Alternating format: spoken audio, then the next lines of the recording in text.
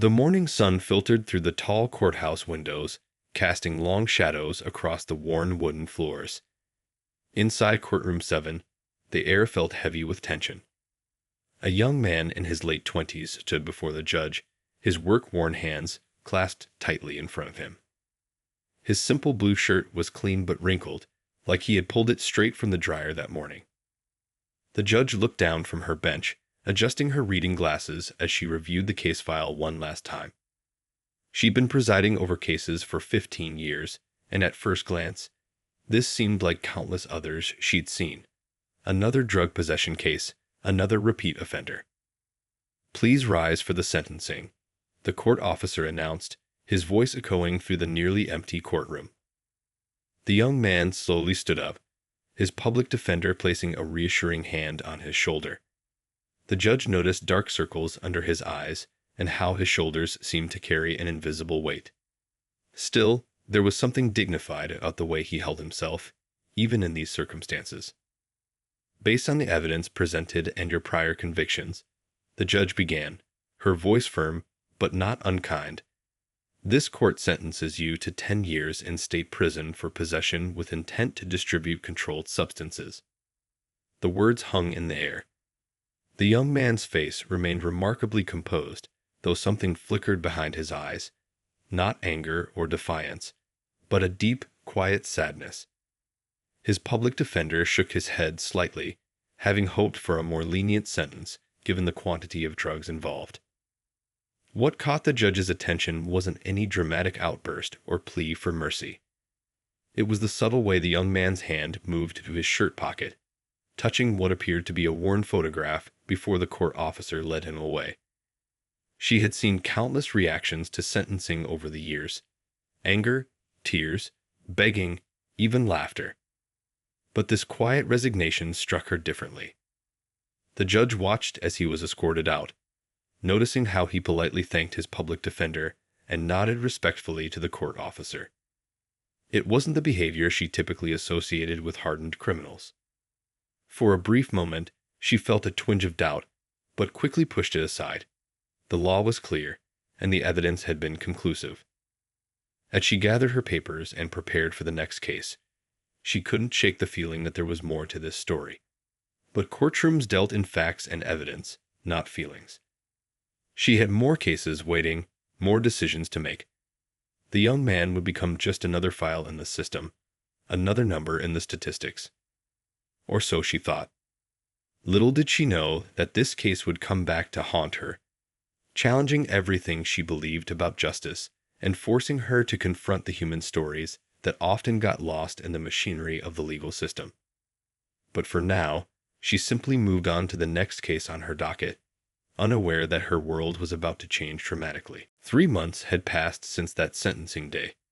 The judge sat at her desk one morning, sifting through the usual stack of mail: court notices, legal briefs, and administrative paperwork. But among the official-looking envelopes, a simple white envelope caught her eye. The handwriting was shaky, like someone elderly had written it. She opened it carefully, unfolding 3 pages of lined paper filled with neat but wobbly handwriting. The letter began, "Dear Your Honor, I've never written to a judge before, but I couldn't stay quiet any longer. That young man you sentenced 3 months ago. I've been his neighbor for the past 12 years, and there's something you need to know." The judge settled back in her chair, coffee forgotten, as she read about a story that would change everything. The elderly neighbor described watching a 16-year-old boy suddenly become the head of his household after a tragic accident took both his parents. How he would leave for work at dawn, rushing home between jobs to check on his younger brothers and sister. "I remember the day he got custody of his siblings," the letter continued. "He stood on his front porch, holding the papers, crying with relief. He told me, 'Now no one can split us up.' He was just a kid himself, Your Honor, but he somehow kept that family together." The letter described winter nights when the young man would shovel everyone's driveways in the neighborhood for extra money, coming home with raw, red hands, but always managing a smile for his siblings. How he would sit at their kitchen table late into the night, studying for his own classes after helping his younger sister with her homework. The trouble didn't start until his little sister got sick, the neighbor wrote. The medical bills came faster than the paychecks. I watched him try everything legal first, extra jobs, selling their car, even selling his father's prize watch. But when his sister needed that expensive medicine, the judge's hands trembled slightly as she turned to the last page. The neighbor described watching the young man's internal struggle, how he would pace on his front porch late at night, clearly torn about choices he had to make. I'm not excusing what he did, Your Honor. He broke the law, and he knows it. But I had to tell you, he's not just another criminal. He's a boy who carried the weight of the world on his shoulders until it broke him. The letter ended with a simple plea. I'm not asking for any favors. I just thought you should know the whole story. Sometimes the hardest choices people make come from the deepest love. The judge sat back, the letter lying heavy in her hands. In 15 years on the bench, she'd received countless letters, but something about this one felt different. The simple, heartfelt words painted a picture so different from the case file she'd reviewed. She pulled out her reading glasses and reached for the case file, determined to look deeper. As she opened the folder, a strange feeling settled over her. That moment when you realized the story you thought you knew was just the beginning of something much bigger, much more complex, and much more human than you ever imagined. The afternoon sun began to fade, but the judge remained at her desk, diving into records and documents with new eyes, searching for the truth behind a story that was proving to be anything but simple. The judge's investigation began early the next morning. She'd barely slept, the neighbor's letter having sparked something that wouldn't let her rest. Her office looked like a detective's room now. Papers spread across her desk, sticky notes marking important details, and her computer screen filled with public records. I need all the custody hearing records from 12 years ago, she told her clerk, who looked surprised at the unusual request. The judge hadn't mentioned why she was digging into an already sentenced case, but her determined expression discouraged questions. As she waited, she pulled up employment records. The young man's work history told its own story. A grocery store job at 16, adding a night shift at a warehouse 3 months later. By 17, he was working 3 jobs while finishing high school. His supervisor's comments painted a picture. Most reliable employee. Always willing to take extra shifts. Exceptional work ethic. The custody hearing records arrived, and what she found made her sink back in her chair. The 16-year-old had stood before a family court judge, wearing his father's too-big suit, presenting a detailed plan for how he would care for his siblings. He'd brought letters from his teachers, his employers, and neighbors. He opened a savings account and created a budget. The family court judge had been impressed enough to grant him custody, something rarely done for someone so young. But it was the medical records that really caught in her throat. His sister's illness had started small, just frequent headaches and dizzy spells. Then came the specialists, the tests, the expensive medications. The judge found medical bills stamped with increasingly urgent payment notices. She saw how the payments were made regularly at first, then started coming late, then partially, then stopped. She discovered something else. Applications for medical assistance programs, all denied because the young man made just slightly too much money to qualify. He even written appeal letters, explaining how he was supporting 3 siblings. All denied due to rigid income guidelines that didn't account for his unique situation. The judge rubbed her tired eyes, remembering how many times she'd heard prosecutors talk about choosing to sell drugs. Now she was seeing the step-by-step descent of someone who had tried everything else first. She found his college transcripts next. Nearly 3 years completed, excellent grades, all while working and caring for his family. Then, suddenly, withdrawn. The withdrawal form had a handwritten note. Family emergency. Need to work full-time. As the afternoon sun cast long shadows across her office, she discovered something that made her hands shake. In his wallet, when he was arrested, was a crumpled paper. A college acceptance letter for his younger sister. He'd been caught just 2 weeks after she got in. The timing couldn't have been coincidence. The judge sat back, surrounded by the paper trail of one family's struggle. She'd seen thousands of cases, but she'd never dug this deep before. The story these documents told wasn't about a hardened criminal, but about a desperate young man trying to hold his family together the only way he knew how. She reached for her phone, then stopped. What could she even do now? The sentence was already handed down, the legal system already in motion. But something inside her wouldn't let this go. There had to be a way to make this right, to balance justice with mercy. As she gathered the documents into a neat pile, she made a decision. This wasn't just about one case anymore. This was about looking deeper, about understanding the stories behind the charges. Sometimes, she realized, the biggest crimes aren't the ones that break the law, but the ones that break the human spirit. The next phase of the judge's investigation took her into the community itself.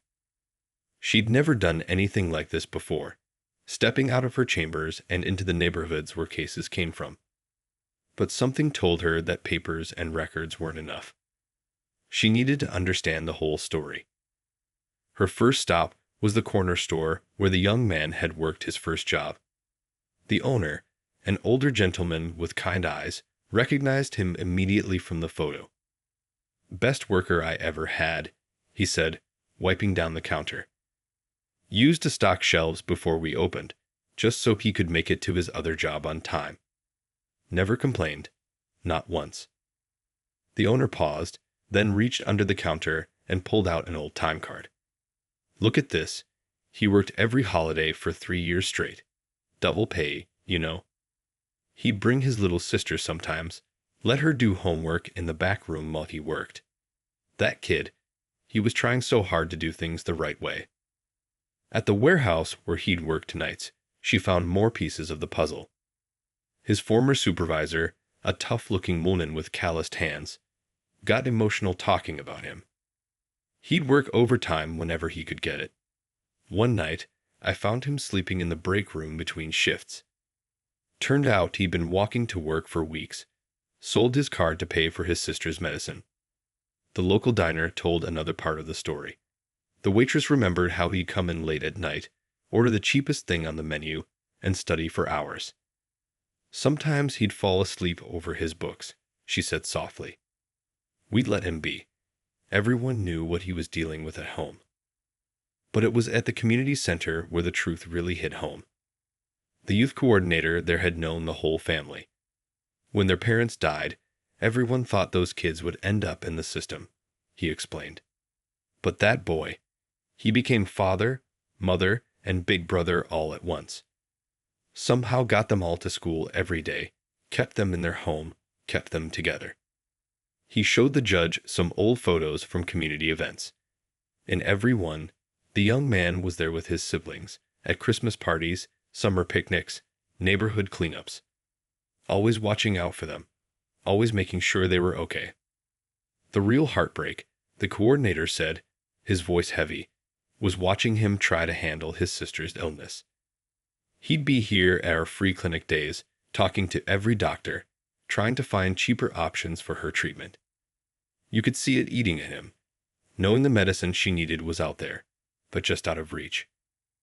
The judge listened as people shared story after story. The high school teacher who helped him study during lunch breaks so he could graduate on time. The neighbor who watched his siblings when he had to work late. The pharmacist who sometimes slipped him extra samples of his sister's medicine when she could. Each person painted another stroke in the portrait of someone who had tried everything before turning to selling drugs. They spoke of his quiet determination, his constant worry about his siblings, his refusal to give up even when things seemed impossible. As the sun set, the judge sat in her car, overwhelmed by what she'd learned. The case file on her desk had told one story: a repeat offender, a drug dealer, a criminal. But out here, in the real world, she'd found a different story, one of sacrifice, desperation, and impossible choices. She started her car, but didn't drive away immediately. In all her years on the bench, she'd never felt justice and mercy pull so strongly in opposite directions. The law was clear about what he'd done wrong. But now she understood why he'd done it, and that understanding changed everything. The most difficult part of the judge's journey came next, meeting the siblings. She found them in a small apartment, the kind where the heat only works sometimes and the windows rattle when trucks pass by. The older brother opened the door, looking so much like his imprisoned sibling that it made her pause. The living room told its own story. Worn furniture, but spotlessly clean, walls covered with family photos and school certificates. A dozen potted plants lined the windowsill, green and thriving despite the gray world outside. He always kept plants, the younger sister explained softly. Said they reminded him that good things can grow anywhere. They sat together, three young people who'd grown up too fast, sharing their story with the woman who'd sentenced their brother. The youngest brought out a photo album, its corners soft from frequent handling.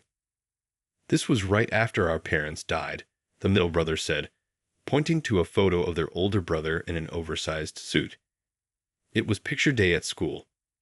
He couldn't afford new clothes, so he wore Dad's old suit. Didn't want us missing any normal school stuff, even then." Page after page showed moments of their life: birthday celebrations with homemade cakes, graduation ceremonies, simple family dinners. Their brother was in most photos, sometimes looking tired, but always smiling, always there. He never missed a parent-teacher conference, the sister shared, her voice catching. Even when he had to leave work early and lose pay. The teachers didn't know what to make of him at first, this teenager showing up, acting like a parent. But he knew all our grades, all our assignments. They told her about nights when they'd wake up to find him at the kitchen table, surrounded by bills and budget papers, trying to make the numbers work out. How he'd skip meals himself, but always made sure they had enough to eat. How he'd walk miles to work when they couldn't afford bus fare, saving every penny for their needs. The sister pulled out her medicine bottles, lined up on a shelf. "When I got sick, everything changed," she said quietly. "He tried so hard to keep up with the bills. I heard him on the phone with the insurance company so many times, begging them to cover more of the costs. He'd come home with his hands shaking from working double shifts, but he'd still help me with my homework." The middle brother spoke up, his voice firm. "We knew something was wrong when he started coming home late, looking worried all the time. We tried to tell him we could manage with less, that I could quit school and work too. But he wouldn't hear of it. Said his job was to keep us safe, in school, and together. That's all he cared about." The youngest pulled out one last photo, their brother at his college graduation. Not his own. He never got to finish, but his sister's. He'd attended the ceremony in handcuffs, granted special permission by a sympathetic guard. Even then, even there, he'd found a way to keep his promise to be there for them. The judge listened, her heart heavy with the weight of their words. These weren't just witness statements or character references. This was the real impact of her sentence. 3 young people trying to carry on without the person who'd sacrificed everything to raise them. As she prepared to leave, the sister stopped her at the door. "We know what he did was wrong," she said softly. "He knows it too. But everything he did, every choice he made, was out of love for us. That has to count for something, doesn't it?" The judge stepped out into the evening air, those words echoing in her mind. In her courtroom, the law dealt in black and white, right and wrong. But out here, in the real world, she was learning that sometimes the deepest truths lived in the shades of gray between. Back in her chambers, the judge faced the hardest part of her journey, confronting the limits of her power. She'd spent days poring over law books, searching for any legal path to change the sentence. Her desk was buried under stacks of similar cases, legal precedents, and appeals court decisions. The reality hit hard. Mandatory minimum sentencing laws meant her hands were tied. The same laws that were meant to ensure justice now seemed to be standing in its way. She remembered the day she'd taken her oath as a judge, promising to uphold the law.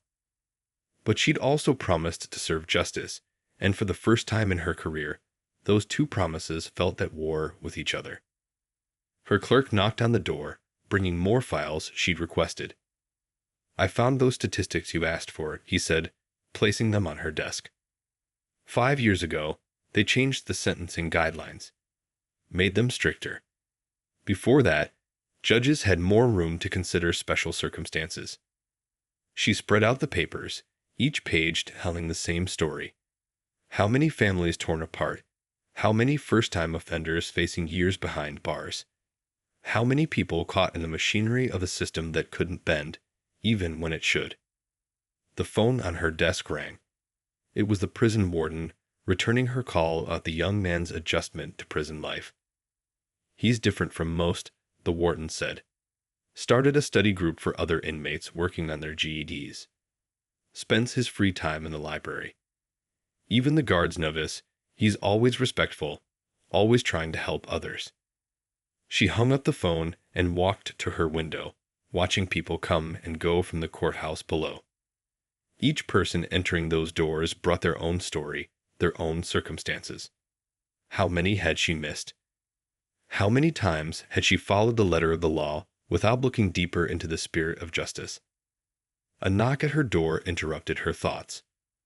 Her colleague, another judge with 30 years on the bench, had heard about her investigation. "I knew something was eating at you," he said, settling into a chair. "We've all had cases like this, ones that keep us up at night." She shared what she'd learned, watching his expression change as the story unfolded. "The law doesn't always let us do what's right," he admitted. "But that doesn't mean we stop trying. Sometimes the most important thing we can do is show that the system sees people as more than just their mistakes." Later that afternoon, she received an unexpected visitor. A former prosecutor turned prison reform advocate. "I heard you've been looking into alternative sentencing options," she said. "There might be a way. Not easy, but possible. There's a new rehabilitation program being piloted. It's meant for exactly these kinds of cases." The judge listened intently as the advocate explained the program. How it could reduce sentences for non-violent offenders who demonstrated extraordinary circumstances and genuine rehabilitation potential. It wasn't a perfect solution, but it was something. A small crack in the wall of impossibility she'd been facing. As evening fell, she sat at her desk writing. Not a legal brief or a court order, but a letter to the State Sentencing Commission, to the governor's office, to anyone who might listen. She wrote about everything she'd learned, about the need for change, about how justice without mercy wasn't really justice at all. The courthouse had grown quiet, most people gone home for the day. But in her chambers, the judge kept working. She had found something that many people spend their whole lives looking for. A purpose bigger than herself. The law might be rigid, but she had discovered that the human heart could find ways around even the tallest walls. The judge's mission began quietly at first, like a small stream that grows into a river. She started reaching out to other judges, sharing the story during lunch breaks and after court sessions. Some dismissed her concerns, but others listened, nodding in recognition. They too had cases that haunted them, sentences they wished they could change. One morning, she got a call from a local news reporter. Word had gotten out about her investigation into the case. "I'm not looking to sensationalize anything," the reporter said. "But people need to hear this story. It's not just about one person. It's about our whole system." After careful thought, she agreed to talk, but with one condition. The focus had to be on the bigger picture, not just this single case. The resulting article ran on a Sunday, filling 3 pages with stories of families caught between justice and mercy, between law and humanity. The response was immediate. Her office began receiving letters from across the state, from other judges, from families in similar situations, from advocacy groups working for sentencing reform. Each letter carried the same message: the system needed to change. She found herself speaking at legal conferences, her quiet voice growing stronger as she shared what she'd learned. "We're not just dealing with case numbers," she would say. "We're dealing with human lives, with families, with stories that deserve to be heard." Late one evening, she received a call from a state senator who'd read about her efforts. "I've been working on a bill," he said. "It would give judges more discretion in cases with special circumstances. Your story might help get it passed. Would you be willing to testify?" The hearing room was packed the day she spoke. She brought with her not just legal arguments, but real stories. Of the young man who'd sacrificed everything for his family. Of others like him caught in the system's rigid rules. She spoke about justice that could bend without breaking. About laws that could be both firm and fair. "We're not asking to ignore the law," she testified. "We're asking to make it more human. To recognize that every case that comes before us carries the weight of real lives, real struggles, real choices made in impossible situations." Her words struck a chord. Other judges began speaking up, sharing their own stories of cases where mandatory minimums had tied their hands, where justice and law had pulled in opposite directions. Reform advocates provided statistics, showing how rigid sentencing had filled prisons without making communities safer. The work was slow, like pushing against a heavy door that had been closed for years. But gradually, things began to shift. The senator's bill gained support. More judges began looking deeper into their cases, asking questions they hadn't asked before. She kept in touch with the prison warden, following the young man's progress. He'd started a mentoring program for other inmates, helping them earn their GEDs. Even behind bars, he was still trying to help others, still trying to make things better. One day, she received a thick envelope from the state capitol. Inside was a draft of new sentencing guidelines, incorporating many of the changes she'd fought for. It wasn't perfect. Change never is, but it was a start. A way to balance justice with mercy, law with humanity. As she read through the documents, she thought about that morning in her courtroom, when she'd handed down a 10-year sentence without knowing the full story. She'd changed since then. Not just in how she approached cases, but in how she saw her role as a judge. The sun was setting outside her office window, painting the sky in shades of hope. On her desk lay hundreds of letters from people touched by her fight for change. She picked up her pen and began to write again. There was still work to be done, still stories to be told, still justice to be sought, not just in the letters of the law, but in the spaces between them where humanity lives. A year had passed since that first letter from the elderly neighbor arrived on the judge's desk. The morning sun streamed through her office window as she reviewed the final paperwork for the new rehabilitation program. Her persistence, along with the support of countless others, had finally paid off. The young man's case would be one of the first reviewed under the new guidelines.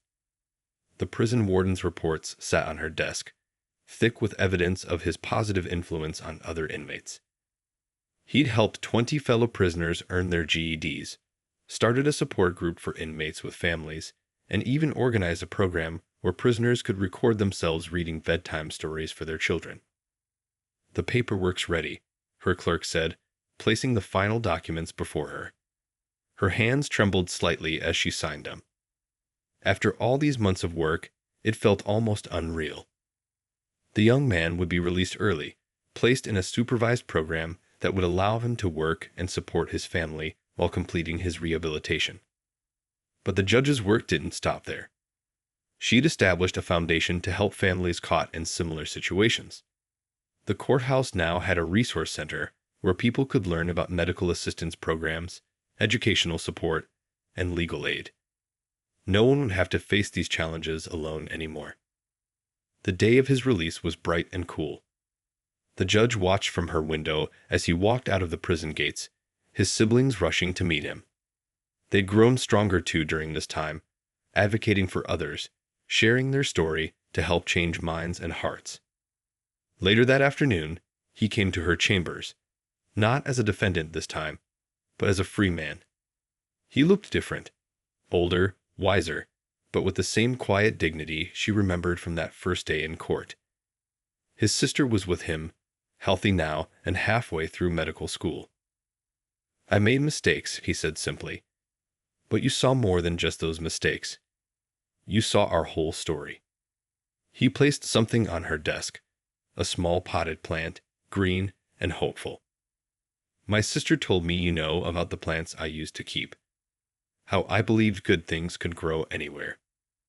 The judge looked at the plant, then at the thick folder of cases on her desk. All people whose stories deserved a second look. Sometimes justice needs time to grow, she said softly, like your plants. That evening, she sat at her desk long after everyone else had gone home.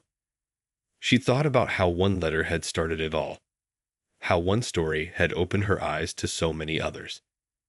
The law was still the law, but now it had room for humanity, for understanding, for second chances. Her phone buzzed. A message from the resource center. Another family needed help, another story needed to be heard. She gathered her things, ready to head home, but paused at the door.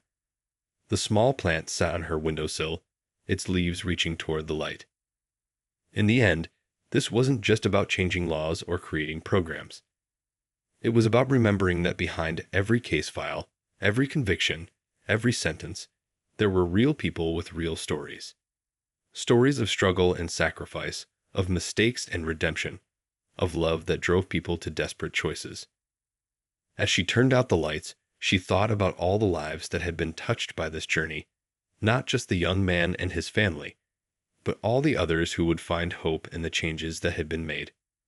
Sometimes the greatest justice comes not from the strictness of our laws, but from the kindness of our understanding.